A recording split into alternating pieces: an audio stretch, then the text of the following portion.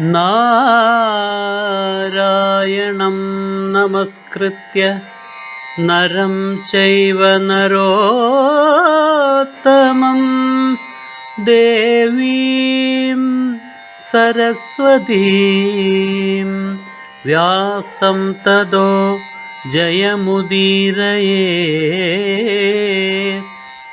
അർത്ഥശാസ്ത്രമിദം പുണ്യം ധർമ്മശാസ്ത്രമിദം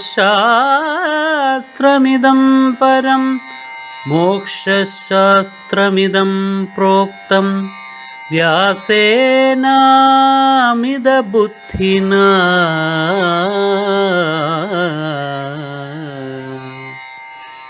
കർമ്മത്തെയും പരമാത്മാവായിട്ട് തിരിച്ചറിഞ്ഞുകൊള്ളണം.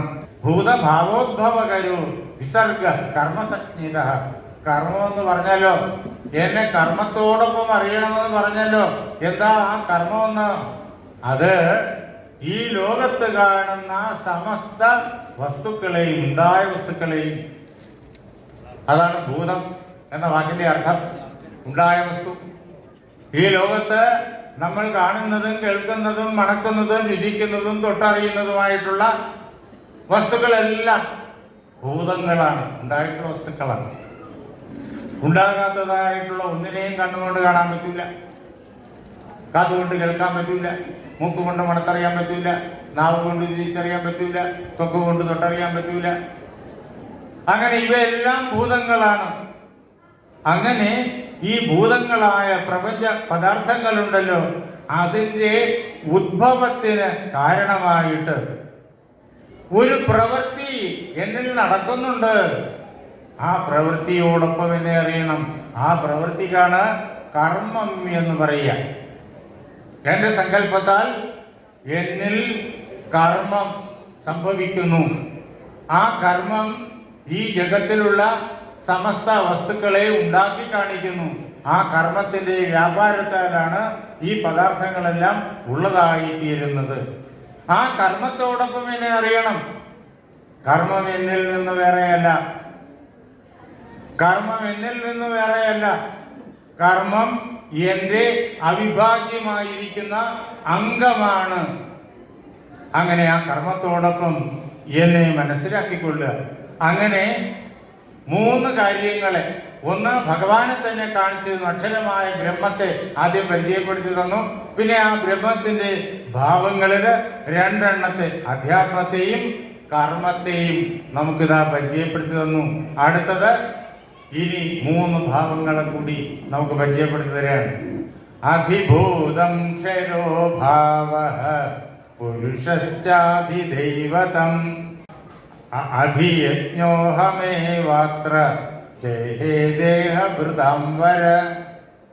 അല്ലയോ ദേഹഭൃതംവര, ശരീരം ധരിച്ചിട്ടുള്ള ആളുകളുടെ കൂട്ടത്തിൽ വെച്ചിട്ട് ശ്രേഷ്ഠനായിട്ടുള്ളവനെ, നീ എൻ്റെ മറ്റ് മൂന്ന് ഭാവങ്ങളെയും കൂടി അറിഞ്ഞുകൊള്ളൂ. ശരീരം ധരിച്ചിട്ടുള്ള ആളുകളുടെ കൂട്ടത്തിൽ വെച്ചിട്ട് ശ്രേഷ്ഠൻ എന്നാണ് അർജുനനെ ഭഗവാൻ സംബോധന ചെയ്യുന്നത്. എന്തേ കാരണം? എന്തുകൊണ്ടെന്നാൽ അങ്ങനെയുള്ള ആളുകൾക്ക് മാത്രമേ ഭഗവാനെ അറിയാൻ വേണ്ടിയിട്ടുള്ളതായ ആഗ്രഹം ഉണ്ടാവുള്ളൂ. ഈ ലോകത്ത് മനുഷ്യർ തന്നെ കോടാനുകോടിയാണ്. മനുഷ്യരല്ലാതുള്ള ഇതര ജീവജാലങ്ങളുടെ എണ്ണമോ അത് അനന്തകോടിയാണ്. മനുഷ്യരുടെ തന്നെ എണ്ണം കൃത്യമായി നമുക്ക് എടുക്കാനാവില്ല, അത്രയേറെയാണ്. മറ്റു ജീവരാശിയുടെ കാര്യമോ അതിനേക്കാൾ അനന്തകോടിയാണ്. ഇതൊരു ഭൂമിയിലെ കാര്യം. ഇതേപോലെ എത്രമാത്രം ഭൂമികൾ, എത്രമാത്രം ജീവരാശികൾ. ഇവരുടെ കൂട്ടത്തിൽ എത്ര പേരാണ് ഭഗവാനെ അറിയാൻ വേണ്ടിയിട്ടുള്ള ആഗ്രഹമുള്ളവരായി തീരാൻ? വളരെ കുറച്ച് ആളുകളേ ഉള്ളൂ. മനുഷ്യാണാം സഹസ്രേഷു കശ്ചിത് യതതി സിദ്ധയേ എന്ന് ഭഗവാൻ തന്നെ ഈ ഗീതയ്ക്കകത്ത് പറയുന്നുണ്ടല്ലോ. ആയിരക്കണക്കിന് മനുഷ്യരുടെ കൂട്ടത്തിൽ ചില ആളുകളാണ് എന്നെ അറിയാൻ വേണ്ടിയിട്ട് പ്രയത്നിക്കുന്നത്. പലർക്കും എന്നെ അറിയാൻ ആഗ്രഹമുണ്ടാവും, എല്ലാവർക്കും അറിയാൻ ആഗ്രഹമില്ല. ഞാൻ ഉണ്ടെന്ന് തന്നെ ചിന്തിക്കുന്ന ആളുകൾ എല്ലാവരും ഇല്ല. ഞാനില്ല എന്ന് പറഞ്ഞ് നടക്കുന്ന ആളുകൾ ധാരാളമുണ്ട്. ഉണ്ടോ ഇല്ലയോ എന്ന് സംശയിക്കുന്ന ആളുകളുണ്ട്. ഭഗവാൻ ഉണ്ട് എന്ന് വിചാരിക്കുന്ന ആളുകളുണ്ട്. എങ്കിലും ഭഗവാനെ കിട്ടാൻ വേണ്ടിയിട്ടുള്ള പ്രയത്നം ചെയ്യാൻ അങ്ങനെയുള്ളവർക്ക് പോലും മനസ്സനുവദിക്കുന്നില്ല. എന്താ, മറ്റനേക കർമ്മവാസനകൾ അവരെ വേറെ ഈ ഭൗതിക നേട്ടങ്ങളുടെ പിന്നാലെ പിടിച്ചുകൊണ്ട് പോവാൻ. അങ്ങനെ ഞാൻ ഉണ്ടെന്ന് വിശ്വസിക്കുന്ന ആളുകളുടെ കൂട്ടത്തിൽ പോലും ചില ആളുകൾ മാത്രമേ എന്നെ കിട്ടാൻ വേണ്ടിയിട്ട് ആത്മാർത്ഥമായി പ്രയത്നിക്കാറുള്ളൂ. ചിലര് പ്രയത്നിക്കുന്നുണ്ട്, പക്ഷെ അത്ര ആത്മാർത്ഥമായിട്ടല്ല. കുറേയൊക്കെ പ്രയത്നിക്കും, അലസമായിട്ടാണ്. അല്പം കഴിയുമ്പോഴേക്കും അതങ്ങ് വിട്ടുപോകും. വീണ്ടും ഏറെ കഴിഞ്ഞിട്ടായിരിക്കും ഓർക്കുക, വീണ്ടും തുടങ്ങും, വീണ്ടും വിട്ടുപോകും. അങ്ങനെയൊക്കെയാണ്. ചില ആളുകളാണ് പിടിവിടാതെ കൃത്യമായിട്ട് എന്നെ അറിയാൻ വേണ്ടിയിട്ട് പ്രയത്നിക്കുന്നത്. അങ്ങനെയുള്ള ആളുകളുടെ കൂട്ടത്തിൽ പോലും യഥാമവിശുദ്ധാനാം പ്രയത്നിക്കുന്ന ആളുകളുടെ കൂട്ടത്തിൽ പോലും കശ്ചിത് മാംവേത്തി തത്വതഃ എന്നെ ശരിയായ രൂപത്തിൽ, യഥാർത്ഥ രൂപത്തിൽ അറിയുന്ന ആളുകൾ ചിലർ മാത്രം, വിരലിലുണ്ടാവുന്ന ആളുകൾ മാത്രം. അങ്ങനെയുള്ള ഈ പ്രപഞ്ചത്തിൽ, അല്ലയോ അർജുന, നീ എന്നെ അറിയാൻ ആഗ്രഹിച്ചല്ലോ. അതിഭൂതം എന്താണ്, അതിദൈവം എന്താണ്, അധ്യാത്മം എന്താണ്, അതങ്ങ് എനിക്ക് പറഞ്ഞു തരണം എന്ന് എന്നോട് ചോദിച്ചല്ലോ. എന്നെ അറിയാൻ വേണ്ടിയിട്ടുള്ളതായ ആഗ്രഹം നിന്നിൽ ശക്തമായി ഉണ്ടായിരിക്കുന്നു. അതുകൊണ്ട് നീ ഒരു സാധാരണ മനുഷ്യനല്ല, നീ മനുഷ്യനാണ്. പക്ഷെ ഒരു സാധാരണ മനുഷ്യനല്ല, മനുഷ്യരുടെ കൂട്ടത്തിൽ വെച്ചിട്ട് ശ്രേഷ്ഠനാണ്. എന്നെ അറിയാൻ ഉത്കടമായ ആഗ്രഹത്തോടു കൂടിയിട്ട് പരിശ്രമിക്കുന്ന, വിരലിലുണ്ടാവുന്ന ആളുകളുടെ കൂട്ടത്തിൽ വെച്ചിട്ട് ഒന്നാമനാണ് നീ. അതാണ് ദേഹഭൃതാം വര എന്ന് വിളിച്ചത്. ഇത് നമ്മെ വിളിച്ചതാണ്. അർജുനന് മാത്രമല്ല, അർജുനനെ ഉപാധിയാക്കി വെച്ചിരിക്കുന്നത് മാത്രമേ ഉള്ളൂ. നമ്മെ വിളിച്ചതാണ്. ആരാണോ ഭഗവാന്റെ വാക്കുകൾ കേൾക്കാനും ഭഗവാന്റെ വാക്കുകൾ വായിക്കാനും അതിന്റെ അർത്ഥം മനസ്സിലാക്കാനും അത് അനുഭവമായി മാറ്റാനും വേണ്ടി പ്രയത്നിക്കുന്നത് ഈ ലോകത്തിന്റെ വിവിധ ഭാഗങ്ങളിലായിട്ട് അങ്ങനെ ധാരാളം ആളുകളുണ്ട്. അവരെല്ലാവരും ദേഹഭൃതംവരന്മാരാണ്. അങ്ങനെയുള്ള അവരെല്ലാവരെയും ഭഗവാൻ അഭിസംബോധന ചെയ്യാണ്. എന്നിട്ട് അദ്ദേഹം പറയുന്നു, അധിഭൂതം ക്ഷരോഭാവഃ. അല്ലയോ അർജുന, ഈ ലോകത്തില് ധാരാളം പദാർത്ഥങ്ങൾ ഉണ്ടാകുന്നു. നമ്മൾ നോക്കിയിരിക്കവേ തന്നെ പദാർത്ഥങ്ങൾ ഉണ്ടാകുന്നു. അത് പല പ്രകാരത്തിൽ പ്രയത്നിക്കുന്നു, പ്രവർത്തിക്കുന്നു, എന്നിട്ട് അതെവിടെയോ പോയി ലയിക്കുന്നു.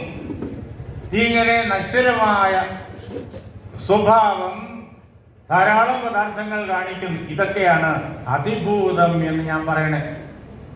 ഈ ക്ഷരമായ ഭാവം, നശ്വരമായ പ്രപഞ്ച പദാർത്ഥങ്ങൾ, ഭൗതികമായ പ്രപഞ്ച പദാർത്ഥങ്ങൾ, ഇതാണ് അതിഭൂതം. അത് എൻ്റെ ഒരു ഭാവമാണെന്ന് അറിയണം. ഈ കാണുന്ന തൂണുണ്ടല്ലോ, ഈ കാണുന്ന മണൽത്തരി ഉണ്ടല്ലോ, ഈ കാണുന്ന ഇരുമ്പിന്റെ കഷണം ഉണ്ടല്ലോ, ഈ കാണുന്നതായ മേശവിരിപ്പുണ്ടല്ലോ, ഇതൊക്കെ എന്റെ ഭാവമാണെന്നറിയണം. ഇത് ക്ഷരഭാവമാണ്. അതുകൊണ്ട് ഇതിന് ഞാൻ അതിഭൂതം എന്ന് പറയും. ഇതിനെ എന്നിൽ നിന്നും അന്യമായി കാണരുത്. ഇതിനെ നിസ്സാരമെന്ന് കരുതി തള്ളിക്കളയുകയും വരുത്. വേദാന്തം എന്ന് പറയുന്നത് ജീവിതത്തിൽ നിന്നുള്ള ഒളിച്ചോട്ടമല്ല. ഇത്ര സ്പഷ്ടമായിട്ട് എങ്ങനെ പറയണം? ജീവിതത്തിൽ നിന്ന് ഒളിച്ചോട്ടമല്ല വേദാന്തം. പിന്നെയോ ഭംഗിയായിട്ട് ഈ ലോകത്തിൽ സന്തുലിത മനസ്സോടുകൂടിയിട്ട് ചെയ്യേണ്ടതായ കർത്തവ്യങ്ങൾ നിർവഹിക്കുന്നതാണ്. അതിനുള്ളതായ ഉപദേശമാണ്, അതിനുള്ള കർമ്മ പദ്ധതിയാണ് വേദാന്തം.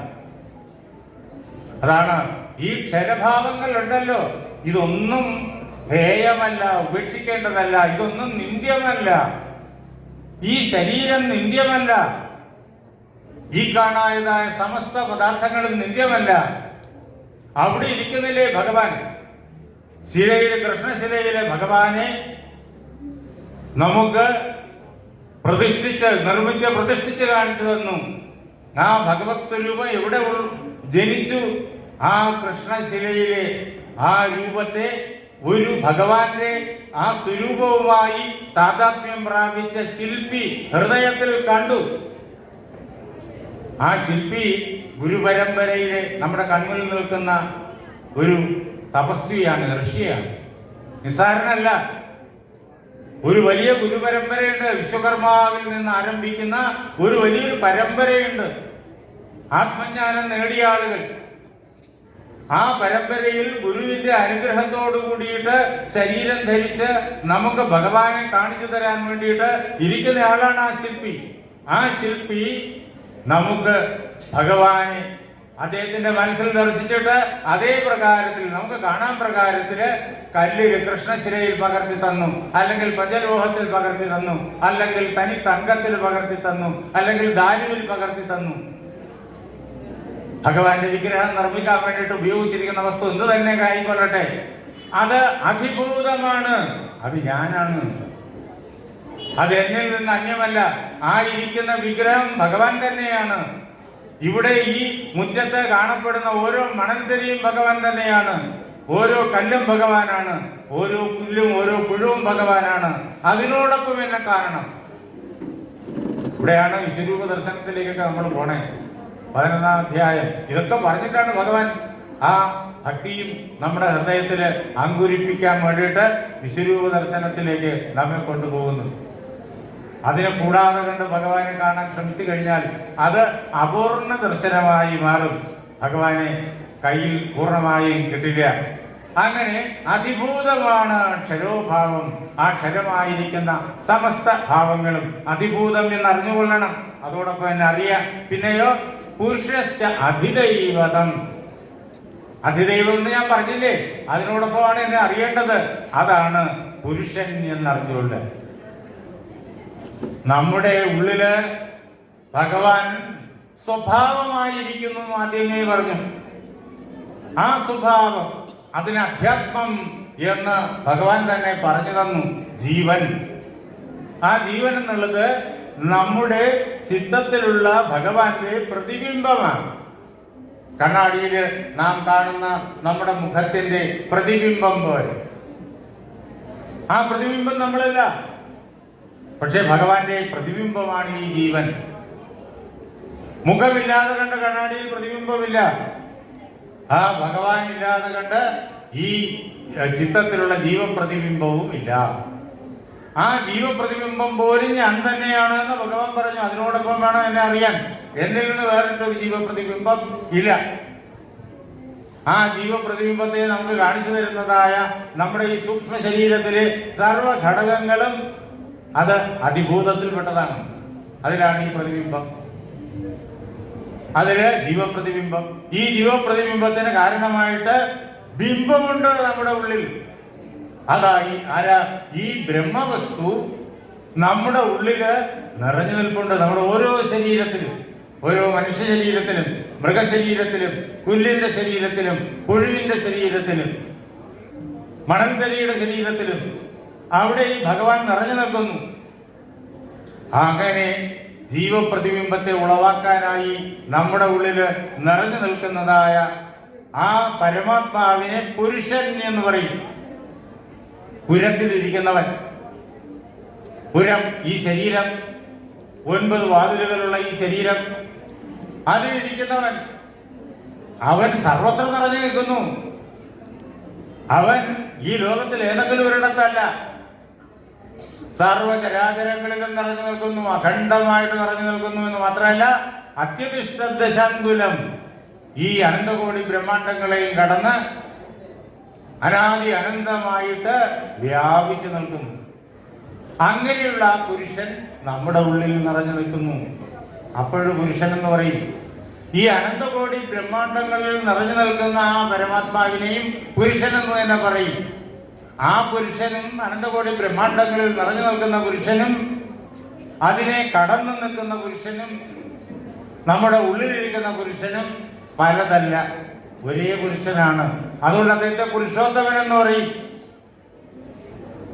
ആ പുരുഷോത്തമനെ നമ്മൾ 15-ാം അധ്യായത്തിൽ കാണും. ഇതെല്ലാം ശരിക്കും പറഞ്ഞാൽ ഈ 18 അധ്യായവും ഒറ്റ അധ്യായം. ഇത് 18ആയിട്ട് നമ്മൾ കേൾപ്പിച്ചു തന്നത് അങ്ങനെ പടിയായിട്ട് പറഞ്ഞാൽ മാത്രമേ നമുക്ക് മനസ്സിലാവുള്ളൂ. അതുകൊണ്ടാണ് ഭഗവാൻ അങ്ങനെ പറയണേ. ഈ ലോകം കണ്ടിട്ടുള്ള ഏറ്റവും സമർത്ഥനായ അധ്യാപകനാണ് ഭഗവാൻ. നന്മ ഏതൊക്കെ നമ്മൾ ഈ പ്രപഞ്ചത്തിൽ കാണുന്നോ അത് മുഴുവൻ ആ ഭഗവാനാണ്. അങ്ങനെ ഏറ്റവും നല്ല അധ്യാപകൻ. അതുകൊണ്ട് അദ്ദേഹം ഈ പ്രകാരത്തിൽ കൃത്യമായി പറയുന്നു. അങ്ങനെ ഈ ശരീരത്തിൽ നിറഞ്ഞു നിൽക്കുന്നവൻ, ആ പുരുഷൻ, ഈ ജഗത്താകുന്ന ശരീരത്തിൽ നിറഞ്ഞു നിൽക്കുന്നവൻ, ആ പുരുഷൻ. അതാണ് പുരുഷ സൂക്തത്തില് നമ്മൾ കാണുന്നത്. അതിനെയാണ് വിശ്വരൂപത്തിൽ നാം കാണുന്നത് 11-ാം അധ്യായത്തിൽ. ഈ 11-ാം അധ്യായം, ഈ ഗീത വരുന്നത് മഹാഭാരതത്തിലെ ഭീഷ്മപർവത്തിലാണ്. ഏതാണ് മഹാഭാരതത്തിന്റെ ഒന്ന് നടുക്ക് വരും. ആ ഭീഷ്മപർവത്തിലാണ് ഇത് നമ്മൾ കാണുക. അതിനു മുമ്പായിട്ട് ഉദ്യോഗപർവമുണ്ട്. യുദ്ധത്തിന് വേണ്ടിയുള്ള സന്നാഹങ്ങൾ രണ്ടു കൂട്ടരും ഒരുക്കുന്നതായ സന്ദർഭം. ആ ഉദ്യോഗപർവത്തില് ഭഗവാൻ യുദ്ധം ഒഴിവാക്കാൻ വേണ്ടിയിട്ട് ദൂതിന് പോകുന്നുണ്ട്. നമുക്ക് എല്ലാവർക്കും അറിയാത്തത്. അങ്ങനെ ആ ദൂതിന് പോകുമ്പോഴേക്കും അദ്ദേഹത്തെ പിടിച്ചു കെട്ടാനായിട്ട് ദുര്യോധനൻ ശ്രമിച്ചതും ഭഗവാൻ വിശ്വരൂപം പ്രദർശിപ്പിച്ചതും നമുക്ക് വ്യാസഭഗവാൻ കാണിച്ചു തരുന്നുണ്ട്. ഇതെല്ലാം കണ്ട ആളിന് മാത്രമേ നമുക്ക് കാണിച്ചു തരാൻ പറ്റൂ. വ്യാസഭഗവാൻ കാണിച്ചു തരുന്നുണ്ട്. അദ്ദേഹം ഇതെല്ലാം കാണുന്നയാള് ആണ്. എന്തുകൊണ്ട്? അദ്ദേഹം തന്നെയാണ് ഈ വിശ്വരൂപം. ഈ വാസുദേവ കൃഷ്ണൻ തന്നെയാണ് വ്യാസനായി, കാളിയുടെ മകനായി, സത്യവതിയുടെ മകനായി, മത്സ്യഗന്ധിയുടെ മകനായി, പരാശരന്റെ മകനായി, വേദവ്യാസനായി നമ്മുടെ മുന്നിൽ നിൽക്കുന്ന ഒരേ ഭഗവാൻ. ഇതാ രണ്ട് രൂപത്തില് ഒരേ പേരില്, കൃഷ്ണൻ എന്നുള്ള പേരില് നമ്മുടെ മുന്നിൽ നിൽക്കാണ്. അങ്ങനെ ആ വിശ്വരൂപത്തെ കാണിച്ചു തരാൻ വ്യാസന് മാത്രമേ പറ്റുള്ളൂ. വ്യാസൻ കാണിച്ചതും അവിടെയും ഇങ്ങനെ രണ്ടിടത്ത് മഹാഭാരതത്തിനകത്ത് വിശ്വരൂപം. അതിലൊരു വിശ്വരൂപം നമ്മളിതാ ഇവിടെ കാണുന്നു, ഇതിൽ 11-ാമത് അധ്യായത്തിനകത്ത്. അങ്ങനെ ആ വിശ്വരൂപത്തിനകത്ത് നിറഞ്ഞു നിൽക്കുന്ന ആ ചൈതന്യം, അത് ഞാനാണ്. അതിനോടൊപ്പം വേണം എന്നെ അറിയാൻ. അതാണ് ഭഗവാൻ പറയുന്നത്. അതാണ് പുരുഷൻ. ആ പുരുഷനെ അധിദൈവതം എന്ന് പറയും.